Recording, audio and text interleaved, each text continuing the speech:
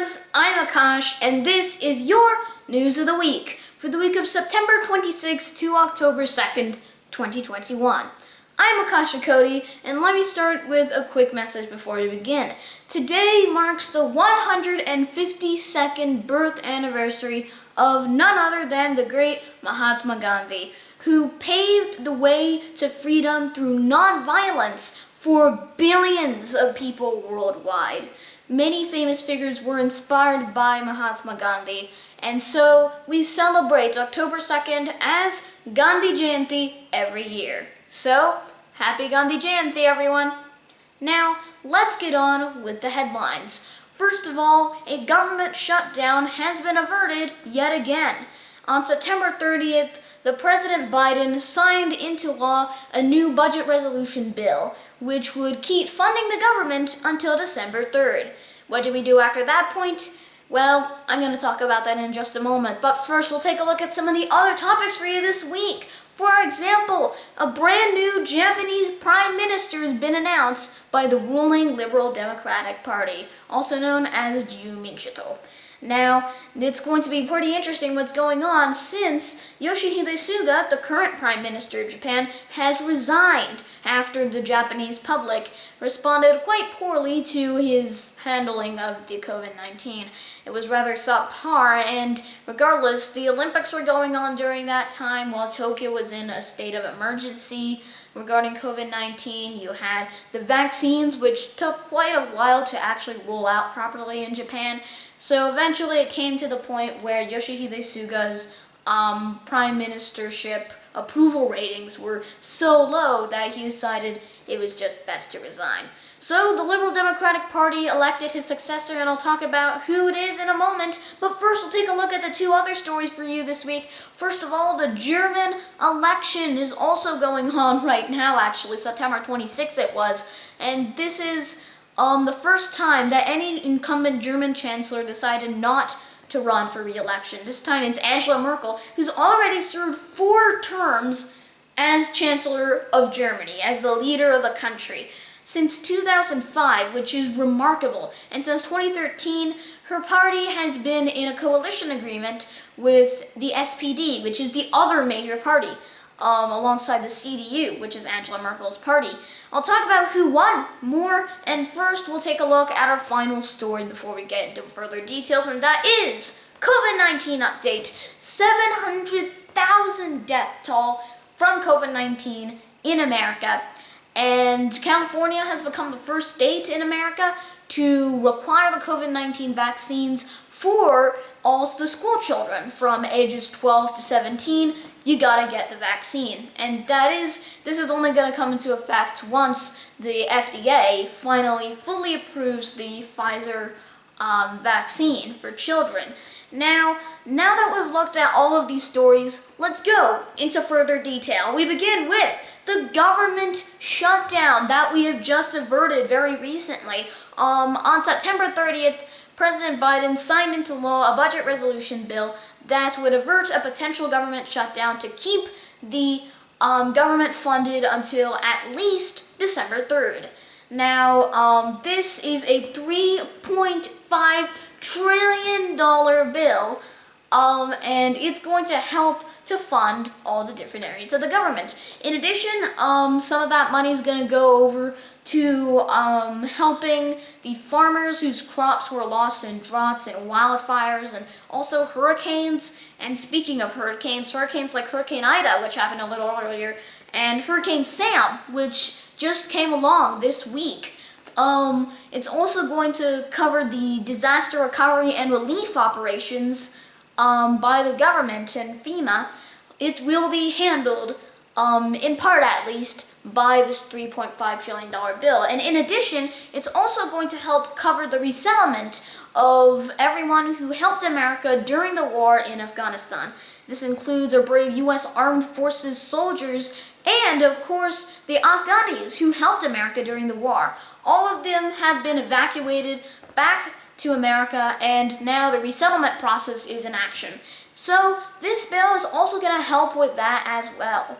Now, this right here passed through the Senate and then to the House There was some the opposition to this bill, mostly from Republicans, some Democrats who are wavering about on the issue, mostly centrists. So this right here is a very important bill, and sure enough, it passed. And President Biden signed it into law on September 30th, and therefore the government can stay in power at least until December 3rd, when a shutdown may occur. But there's a good chance that the Senate and House, and of course the President, are all going to work together to come up with a plan to avert yet another government shutdown.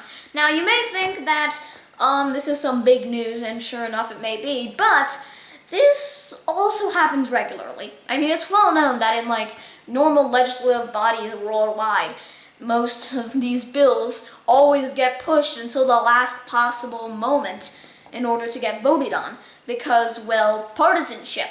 Some people may like it, some people may not, and then you have this and that and total sort of confusion sometimes. It's a total feud of sorts over what goes what and where goes where with these bills. So the fact that these bills are going about here, especially with this government shutdown one, it's really not that much of a surprise to us all, as it was quite much anticipated.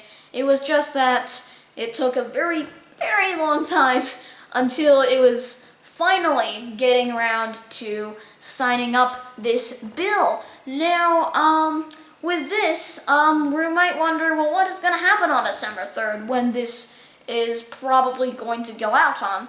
What is going to happen? Well, what is planned here is that, well, they're probably just going to do this again. They're literally probably going to find a way to use the budget that that is given here wisely enough that it's going to work well. And hopefully, if the need ever does come for yet another government shutdown aversion, then we can just go through the exact same process again. Because anyways, that is what's going to happen. So that's your update on the government shutdowns. It's been averted this time, and well, it's a little normal. Now, our next topic of conversation lies in Japan. On the other side of the Ring of Fire, we've got it here with Japan's Prime Minister Yoshihide Suga planning to resign and leave out of office on October 4th.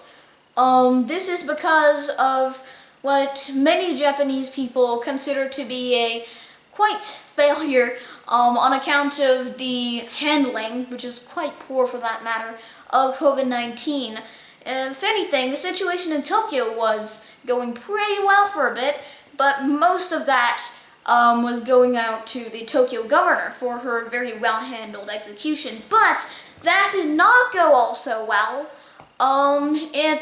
In just a moment of time that lies in the Olympics, around the Olympic time, literally just a week or so before, boom, spike.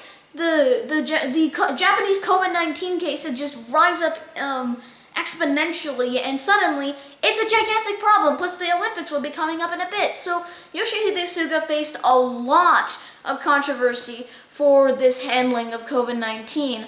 Plus, the vaccines took a really long time to actually roll out. So eventually, he's decided that he's going to step down and resign. So that means that his party, the ruling Liberal Democratic Party of Japan, which is known as Jiminto, or Juminshito, this party, the Liberal Democratic Party, has decided on who it wants to lead the country next. After its party-wide elections, it selected the former Minister of Foreign Affairs under Shinzo Abe from 2012 to 2017, Fumio Kishida, is going to be the new Prime Minister of Japan. Most likely. I mean, the official thing, the official election result that will actually occur, and that's going to be on October 4th. That's when Congress, or the equivalent of Congress in Japan, the National Diet of Japan, that's when they're going to be actually electing. And sure enough, it's pretty much going to be the LDP, which means that Fumio Kishida is going to be leading the country. Now, this man, he's the Minister of Foreign Affairs for 5 years. he's planning on doing some new changes. He's thinking about reviewing the pensions and healthcare system. And he's also planning on trying to keep the consumption tax steady as it is for a period of 10 years, which is longer than the term period. But, I mean, this is his plan, and it is probably the LDP's plan as well, so it might happen. But, then again, pretty much anything can happen for Japan, and most people in Japan seem pretty okay with this, so they're pretty fine with Fumio Kishida, as he served very well under Shinzo Abe. So now, we're gonna see a brand new Prime Minister of Japan. And it really is now that it's hit me that the current Emperor of Japan, Naruhito, has just lasted for 2 years so far and is going to see 3 Prime Ministers of Japan.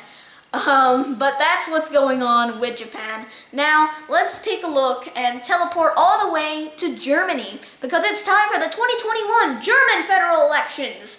It's also happening, actually, on September 26th it did, and this one's pretty interesting because Angela Merkel, the incumbent Chancellor of Germany, has decided for the first time in the history of the German Chancellorship that she will not be seeking re-election this time around, which, well, I mean, Angela Merkel has been going for 4 terms now, which is remarkable. Since 2005, she's been going on as the leader of Germany, the Chancellor, which is, I mean, it's remarkable.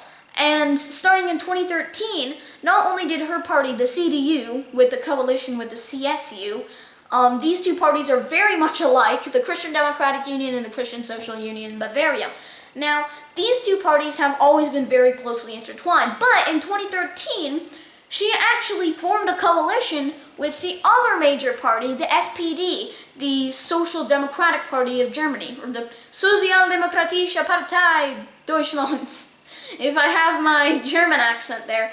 But this right here, the SPD and the CDU-CSU, they've both come together, and starting in 2013, they collectively ruled the country, which is impressive as well. So now, this time, Angela Merkel's decided that she won't be running for re-election this time around, and so this is what happened. On September 26th, Germany voted for who it wants to be the leader of Germany. The Chancellor of Germany is, well, no one, not yet, because literally no one gained a majority.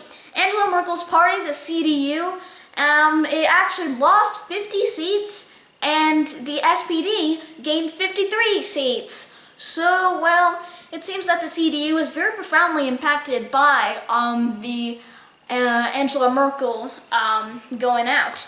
So now what do we do? Well, turns out it's, yet again, as ever, coalition agreements. Coalition agreements are currently in plans. It's going to be going around in talks. What's most likely going to happen is just the CDU and the CDU, CSU, and SPD coalition is probably going to still stay on as well. It's probably either going to be led by the CDU, if I have this right, the Christlich-Demokratische Union, slightly Frenchish accent there, but this right here, it's probably going to be led by either the CDU leader, Armin Laschet, or most likely the SPD leader, Olaf Scholz, because the SPD gained more seats in the election than the CDU. And so that's what's most likely going to happen. But then again, anything can happen. It would be really interesting to see a combination of Alternative for Deutschland and Freie Demokratische Partei. But then again, that's really unlikely. So this is most likely what's going to be happening, and it's going to be cool. So that is what's going on with Germany. Let's take a look at the last story of the week, which is COVID-19. 700,000 death toll for America's coronavirus pandemic. This is unbelievable. It's 700,000 cases, and that death toll is rising by the thousands every single day. Hundreds of thousands of cases per day keep going on and getting worse as time goes on. But there is some good news. For example, California has actually become the first state in America to officially require that all school children get the vaccine age 12 to 17. Now, this is officially going to go in effect, of course, once the FDA fully approves the Pfizer vaccine for children. And meanwhile, we have this. We have the fact that the famed German pharmaceutical company Merck, which you may as well know, it's known as MSD in the rest of the world, but Merck has joined forces with another biopharmaceutical company, Biotherapeutics, and these two companies have formed together a brand new COVID-19 antiviral pill, which is pretty awesome, but health officials are very much emphasizing the fact that this is not an actual vaccine. Not in the slightest. It is just an antiviral pill that can only somewhat protect you by COVID-19. But of course, the best option is to get the COVID-19 vaccine. So if you haven't taken the immunization shot yet, then make sure to get the COVID-19 vaccine. You'll really need it. Now, let's take a look at the fact that despite all this going on, even then, there are still a lot of people who are refusing to budge and will not take the vaccine yet. This is sadly a large amount of people, and well, it's going everywhere now. So what do we do with this situation? Well, as it turns out, the mask and the vaccine debates are still ongoing. Even now, it's really annoying, but I mean that this type of debate is still ongoing even after it's been 2 years, and the debate is still raging on, ever as normal, especially in states like Texas and Florida, where it's at its max, its peak level of anti-maskery. This is what's going on. And I really hope that although the phrase, "I hope this is going to go away soon," is entirely out of the conversation now, I really hope that if enough people get vaccinated, then COVID-19 can end, and we can all return to our normal lives before this mess of a pandemic started.